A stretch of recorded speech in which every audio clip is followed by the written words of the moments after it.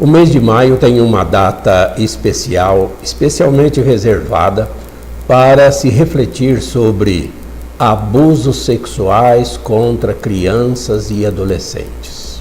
Um crime grave e também exploração sexual de menores.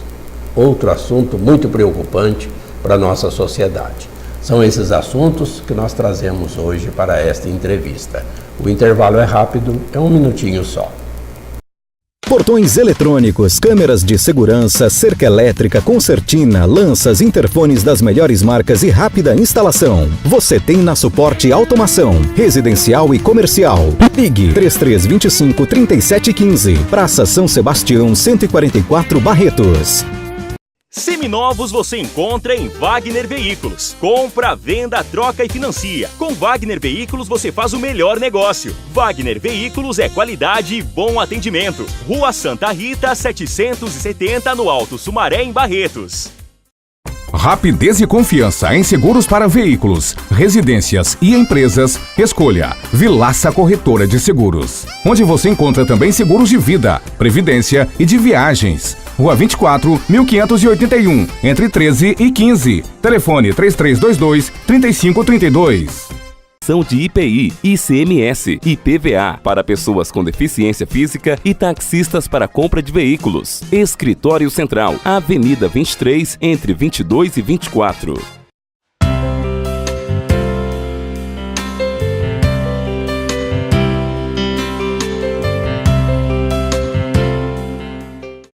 Doutora Gláucia, nosso muito obrigado pela sua presença aqui na nossa conversa de hoje.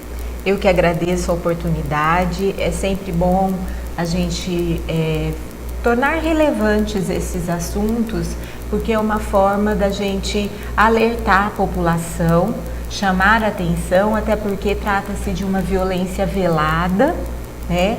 E a gente acha que quanto mais nós falarmos, nós abordarmos o tema, melhor será a compreensão por parte da população.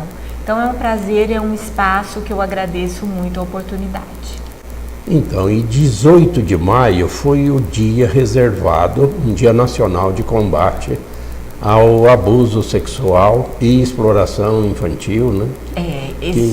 E por que esse 18 de maio, doutor? Isso aconteceu em função de nós termos, há 42 anos atrás, um caso brutal que aconteceu no Espírito Santo, e onde uma garotinha de apenas 6 anos de idade foi abusada sexualmente, foi morta, o corpo dela foi encontrado dias depois com ferimentos por todo o corpo, com o chamado caso Araceli. Caso Araceli, exatamente. E depois, né, ficou apurado que o crime foi cometido por 2 irmãos que tinham um poder aquisitivo avantajado e que, na verdade, a punição não foi a contento, né? E o Congresso Nacional, posteriormente, propôs que essa data, né, fosse a data marcante para que a gente pudesse estar promovendo, pudesse estar falando sobre o assunto e com essa forma, né, acho que foi a partir do ano 2000 que se estabeleceu essa data. Se estabeleceu e as associações, as comunidades, elas acabaram por também auxiliar para que essa data ficasse realmente marcada. Para essa conscientização, isso, né? Com ações, né? Mas a senhora sabe se esse crime ficou impune depois? Esse crime ficou, assim, não tivemos a solução que realmente deveria ter sido dada para ele. Infelizmente, né? É um crime horroroso que realmente chamou muito atenção na época. E o que é pior, né? Quantas Araceles nós não temos por aí, né? Existe uma diferença, doutora Gláucia, que parece que é uma grande diferença, né, entre o que é abuso sexual e exploração de menores para prostituição, né? Sim. E ambos são crimes. Os dois são crimes, né? O abuso sexual, não existe no abuso a parte financeira, né? você abusa da criança com o intuito de sanar o seu bel prazer, numa situação que não existe essa parcela de dinheiro envolvida.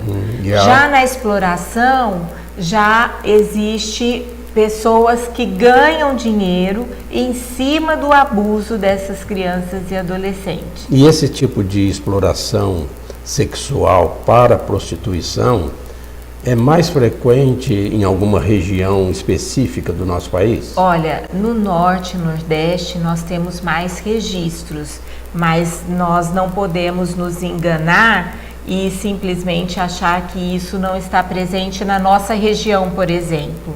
Tá? Existe o crime de exploração sexual, existem vários crimes intitulados como exploração sexual, como, por exemplo, o tráfico internacional e o tráfico nacional de pessoas, né? Então, por exemplo, você traz uma adolescente de Guaíra para Barretos a fim de explorá-la, de abusar sexualmente da mesma, com o intuito de ganhar dinheiro em cima desse abuso, é uma exploração sexual. E isso acontece. Nós estivemos por muitos anos à frente da Delegacia da Mulher e a gente teve várias experiências nesse sentido. Nós vamos pedir então, no próximo bloco, para que a doutora Gláucia nos conte, relembrando aí, alguns casos ou estatísticas aqui da nossa cidade a respeito de crimes cometidos nessa questão de abusos sexuais e exploração infantil. Esse nosso intervalo é rapidíssimo, a gente já volta. Serralheria JB. Portões de estruturas metálicas. Portões a partir de R$ 1.250, completos com a qualidade que você precisa. Pagamentos facilitados no cartão ou boleto bancário. Visite nosso showroom, Rua 34, entre 39 por 41, Baroni. Informações 3322 8080. Do básico ao acabamento, escolha Comap. Todo mês com ofertas especiais. Pisos, revestimentos, porcelanatos, tudo em até 6 vezes no cartão. Construa mais barato com a Comap. Rua 36, esquina da Avenida 47. Telefone 3321-0200.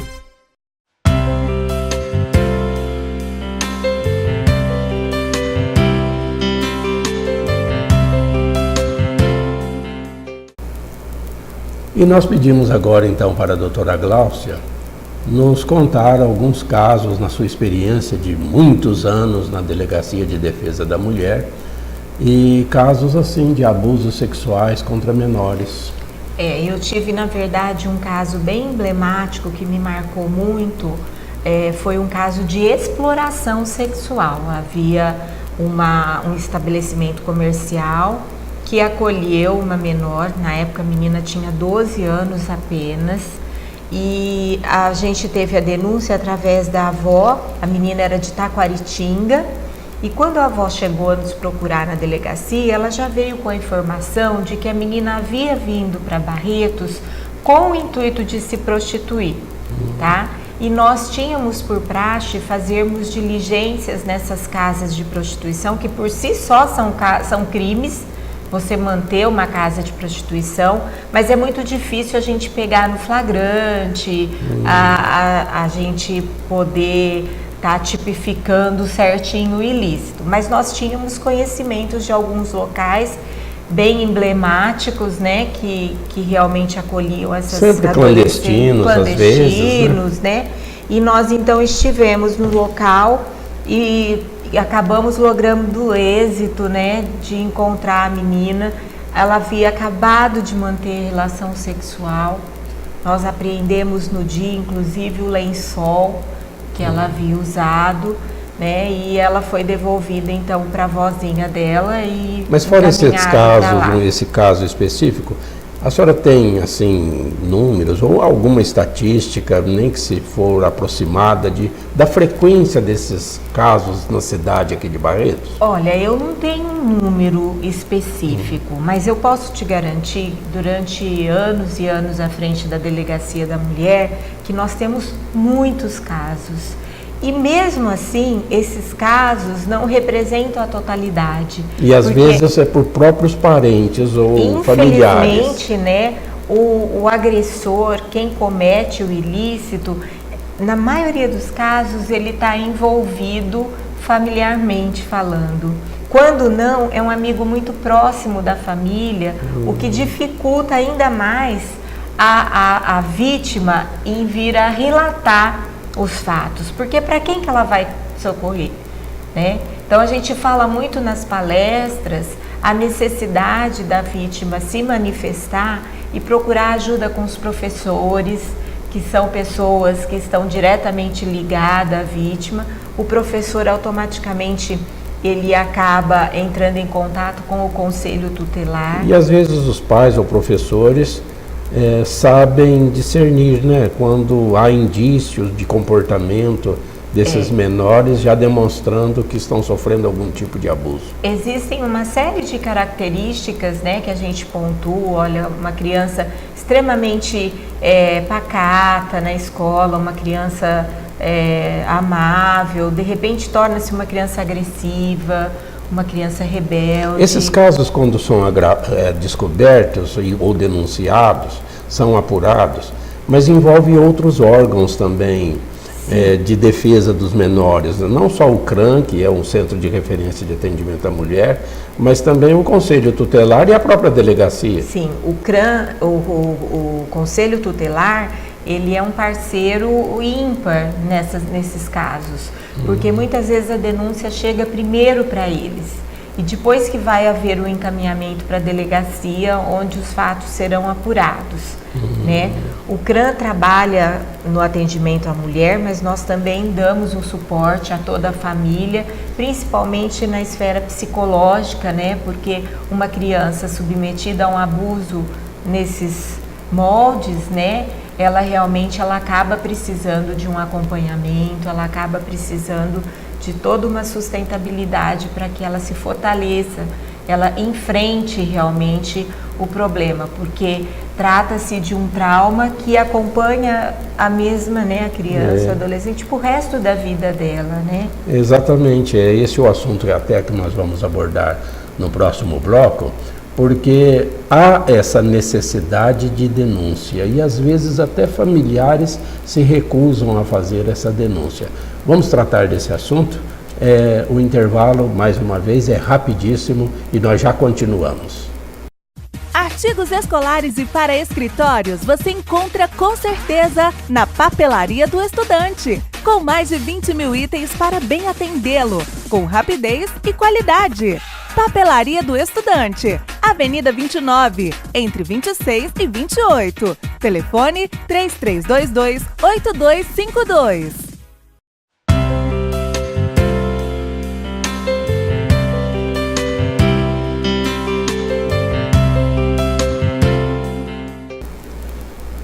Será que se a própria mãe ou familiares não denunciarem um crime de abuso sexual contra menores dentro de suas próprias casas ou em suas famílias com parentes, será que essas pessoas são cúmplices, se tornam cúmplices desse crime?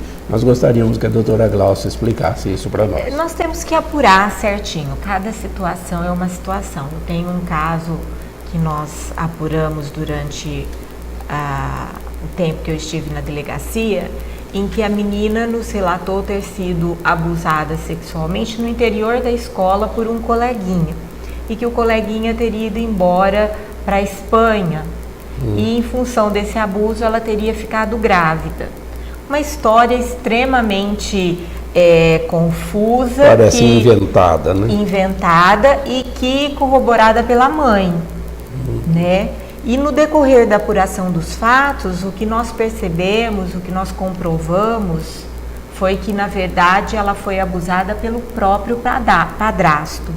E nessa situação ela ficou grávida e a mãe tinha conhecimento disso tudo e acabou auxiliando ela em inventar uma história dessa. A mãe foi denunciada também pela prática do ilícito, por como ser conivente, tá? Aquela toda aquela situação. Claro, cada um responde por sua respectiva pena. As penas para esses tipos de ilícitos são penas de reclusão, penas maiores, né? São crimes inafiançáveis, não temos... Fica preso mesmo se for... diante da situação de flagrante. Flagrante. E quando não há o flagrante, durante a apuração do inquérito policial, devidamente apurado a materialidade, a autoria, cabe ao delegado de polícia também pedir a prisão preventiva, que é uma prisão antecipada à condenação, ao mérito da causa, para que o autor fique recolhido antes mesmo do encerramento dos fatos. Não há hipótese, então, de se responder em liberdade. Não, hipótese há, né? De repente o advogado entra com um pedido de habeas corpus, existem situações... Cada caso é um caso. Cada caso. caso é um caso, né? Mas na grande maioria dos casos, onde a autoria e a materialidade são comprovadas, devidamente comprovadas, fica mais difícil essa liberdade. Vizinhos e pessoas que não pertencem à família também podem denunciar ou às vezes também ficam com medo e não querem se envolver. Mas não só podem, como devem, né? A responsabilidade para com as nossas crianças e os adolescentes, seguindo a Constituição Federal, trata-se de uma responsabilidade tripartite. O que significa isso? Significa que nós temos o dever, não só o Estado como a família, como também a sociedade, de denunciar, de cuidar das nossas crianças. E efetuar uma denúncia num caso tão grave como esse é uma responsabilidade. Então, eu acho que tem que ser levado ao conhecimento ou acionar o Conselho Tutelar ou a própria Delegacia de Polícia, levar a notícia do crime para que o fato possa ser apurado e retirar essa criança o mais rápido possível dessa situação de angústia que ela esteja passando.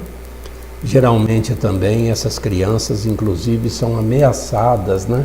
Para quem está explorando, de não contar, de não se manifestar, né? É ameaça. E elas que precisam, então, ser formadas para isso, né? E é uma ameaça, né, que a criança, ela acaba se sentindo não só ameaçada, como também insegura, porque sendo pai, sendo padrasto, como que ela vai contar? São íntimos, né? Existe uma relação muito íntima. É questão do medo, né? Então acaba ficando com medo da situação da mãe não acreditar nela, né? Nós já tivemos casos assim da própria mãe não acreditar na filha, né? E é muito triste você ouvir isso, porque a mãe é a melhor amiga da filha, né? Principalmente. E casos em que a mãe não acredita em que o padrasto está abusando sexualmente. Então, nós vamos ver no próximo bloco, que é o final, porque que, então, em maio, nós teremos algumas ações, talvez já estejam até começando, né? E quais são essas ações de conscientização que o CRAM promove, as políticas públicas, né? Talvez em parceria com os demais órgãos de proteção às crianças e adolescentes. Nós já voltamos rapidinho. Use sua criatividade e se mantenha sempre na moda com os tecidos da Casa São Jorge. Tecidos de todos os tipos com padrões de qualidade. Casa São Jorge, na Avenida 25, número 190, esquina da Rua 8. Telefone 33 22 80 45.